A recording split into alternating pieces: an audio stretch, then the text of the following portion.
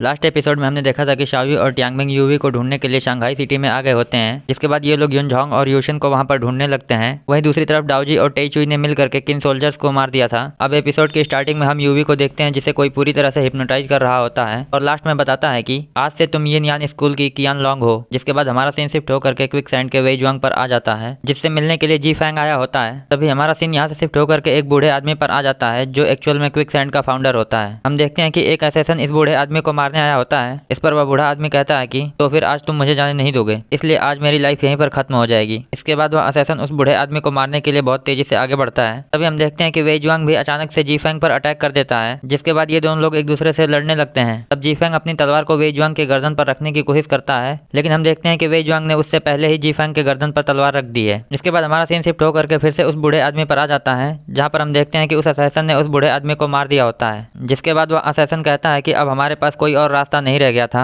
इसलिए हमेशा जीतने वाले जिंदा रहते हैं और हारने वाले मारे जाते हैं। इसके बाद उस बूढ़े आदमी की मौत हो जाती है। इसके बाद हमारा सीन शिफ्ट होकर के फिर से वेइजुआंग पर आता है, जहाँ पर वेइजुआंग कहता है कि पुराना टाइम अब खत्म हो रहा है, इसलिए हर कोई जिंदा रहने के लिए नई चीजें सीख रहा है। इसलिए जीफेंग, क्या यह बात सही है? इस पर जीफेंग कहता है कि यह टाइम भी निकल जाएगा। अब वेइजुआंग कहता है शायद तुम ज्यादा ही सेंटिमेंटल हो गए हो। इस पर जीफेंग कहता है तुम्हारा इस बारे में क्या ख्याल है कि तुम भी बदल गए हो? इस पर वेइजुआंग कहता है तुम्हें ऐसा क्यों लगता है? इस पर जीफेंग कहता है कि क्विकसैंड इसलिए नहीं बना था कि वह किन एम्परर के एक वेपन के रूप में काम करे। यह सुनकर के वेइजुआंग थोड़ी सी सोच में पड़ जाता है। इस पर जीफेंग कहता है कि हर कोई जिंदा रहने के लिए नई चीजें सीख रहा है, यह तो बहुत ही अच्छा बहाना है ताकि तुम लोग अपनी रिस्पॉन्सिबिलिटीज से भाग सको। इसके बाद वह क्रिम्सन लोटस से पूछता है क्या मैं ठीक कह रहा हूँ? इस पर क्रिम्सन स्नेक कहती है कि अब मैं कोई प्रिंसेस नहीं हूँ, मैं तो बस क्विकसैंड के लिए काम करती हूँ, इसलिए क्विकसैंड को किसी भी बहाने की जरूरत नहीं है। बहाना तो वे लोग बनाते हैं जो लोग अपनी प्रॉब्लम से भागते हैं। इस पर वेइजुआंग पूछता है कि जीफेंग आखिर में तुम किस चीज से भाग रहे हो? इस पर जीफेंग कहता है कि मैं तो बस सर्वाइव करना चाहता हूँ, लेकिन फिर भी हम लोग भूल गए कि हम लोगों ने यह सब कुछ क्यों शुरू किया था। इस पर वेइजुआंग कहता है कि चाहे कोई मिनिस्टर हो या फिर नॉर्मल पर्सन हो, हम उसे इक्वल और बराबर ट्रीट करते हैं। इस पर जीफेंग कहता है कि ऐसा तो हमने तब कहा था जब हमने क्विकसैंड को बनाया था, इसलिए यह नियम हर जगह शांति लगाने के लिए लगाया गया था। इस पर वेइजुआंग कहता है कि जो लोग वॉरियर्स हैं वे लोग अपनी तलवार के साथ में, और जो लोग स्कॉलर हैं वो लोग अपनी बातों के साथ में इन कानून के साथ खेलते हैं, लेकिन फिर भी खुद को हमेशा सही आदमी साबित करते हैं, और यही कारण है कि हमारे देश में यह सारी प्रॉब्लम्स क्रिएट हुई हैं।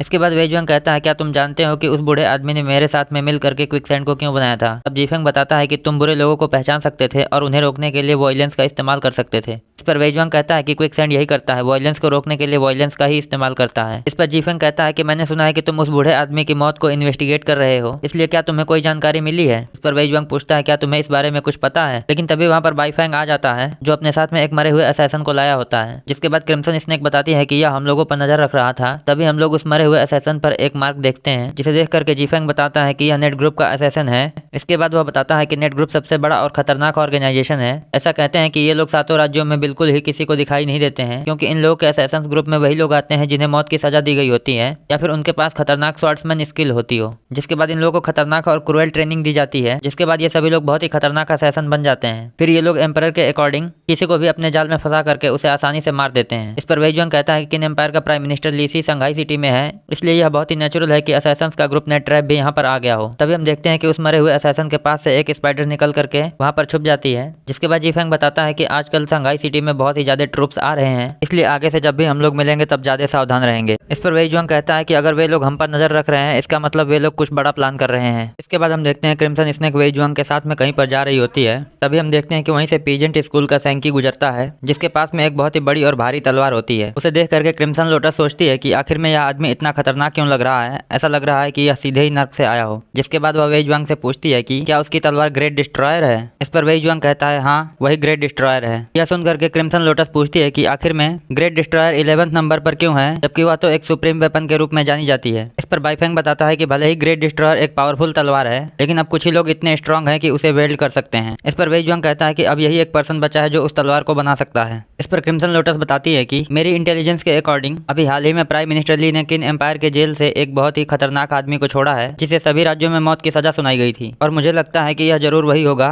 इसलिए यह हमारे रास्ते में जरूर आएगा। इस पर वेइजुआंग कहता है क्या तुम चाहती हो कि हम लोग उसे मार दें? इस पर क्रिम्सन लोटस कहती है कि इससे तो अच्छा होगा कि मैं उसे जहर दे दूं। इस पर वेइजुआंग थोड़ी देर कुछ सोचने लगता है। जिसके बाद हमारा सीन शिफ्ट होकर के एक पालकी पर आता है, जिसे नेट ट्रैप के कई सारे असैसिन्स प्रोटेक्ट कर रहे होते हैं। लेकिन तभी वहां पर एक नया असैसिन आ जाता है, जिसे देख करके ये लोग रुक जाते हैं हैं, जिसके बाद हम लोग देखते हैं कि पालकी के भीतर बैठे हुए आदमी के पास में एक स्पाइडर होती है जिसे वह कंट्रोल कर रहा होता है। तब वह नया असैसिन बताता है कि मैंने क्विकसैंड के फाउंडर को मार दिया है। इस पर नेट ट्रैप का लीडर जाओ कहता है कि हमारा नेट ट्रैप एक खतरनाक वेपन है, लेकिन तुम भी एक खतरनाक वेपन हो। वहीं अब एक नई जंग स्टार्ट होने वाली है जो यह डिसाइड करेगी कि तुम जिंदा रहोगे या मारे जाओगे। इस पर वह असैसिन कहता है कि लॉर्ड जाओ, मैं चाहता हूँ कि मैं आपके लिए काम करूँ। इस पर उन असैसिन्स में से एक कहता है कि आज से तुम हमारे 35वें नंबर के प्राइवेट असैसिन हो, इसलिए तुम 3 दिनों बाद हमें शंघाई सिटी में आकर के रिपोर्ट करो, जिसके बाद तुम्हें नया मिशन दे दिया जाएगा। इसके बाद नेट ट्रैप के लोग यहाँ से जाने लगते हैं। तब हम लोग देखते हैं कि इन सभी असैसिन्स के गर्दन पर एक स्पाइडर मार्क होता है जो इन लोगों की पहचान थी। इसके बाद हमारा सीन शिफ्ट होकर के फिर से उस बड़े जहाज पर आ जाता है जहाँ पर युन झोंग युनसेन से बताता है कि हम लोग यिन यांग स्कूल के सीक्रेट को सालों से प्रोटेक्ट कर रहे हैं, लेकिन फिर भी हम लोग को आज तक यह समझ नहीं आया। इस पर जादूगरनी युनसेन बताती है कि जब हमारे लॉर्ड डोंग हुआंग ने मुझे मैकेनिकल सिटी भेजा था तब उन्होंने मुझे यह नहीं बताया था कि मेरा वहाँ पर क्या काम है, लेकिन जब मैं वहाँ पर गई तब मैजिकल म्यूजिक बॉक्स के साथ में प्रिंसेस कियान लोंग भी हमें मिल गई,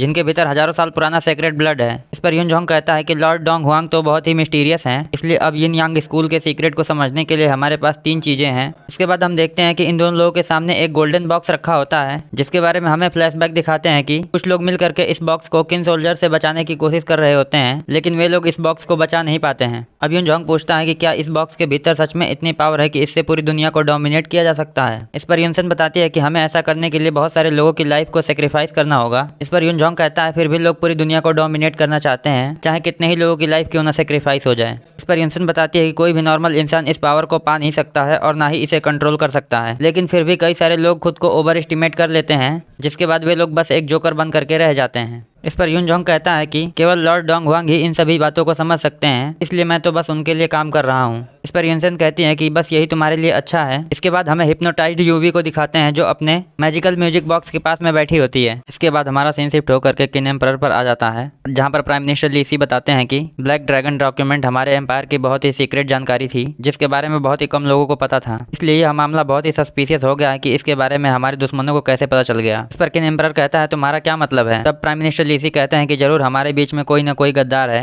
इसीलिए मैंने नेट ट्रैप के असैसिन्स को यहाँ पर बुलाया है, वे लोग उन लोगों को आसानी से पकड़ लेंगे। इस पर किन एम्परर पूछते हैं क्या तुमने नेट ट्रैप को शंघाई सिटी में छोड़ दिया है। तब प्राइम मिनिस्टर ली सी कहते हैं कि नेट ट्रैप हमारे एम्पायर का एक बहुत ही खतरनाक वेपन है, जिसे आप चाहे तो इस्तेमाल कर सकते हैं या फिर नहीं। इस पर किन एम्परर कहता है कि चाहे कुछ भी क्यों ना हो, हमें हमारे दुश्मनों को पकड़ना है। और यहीं पर हमारा एपिसोड एंड होता है। I hope you guys like this video and subscribe my channel.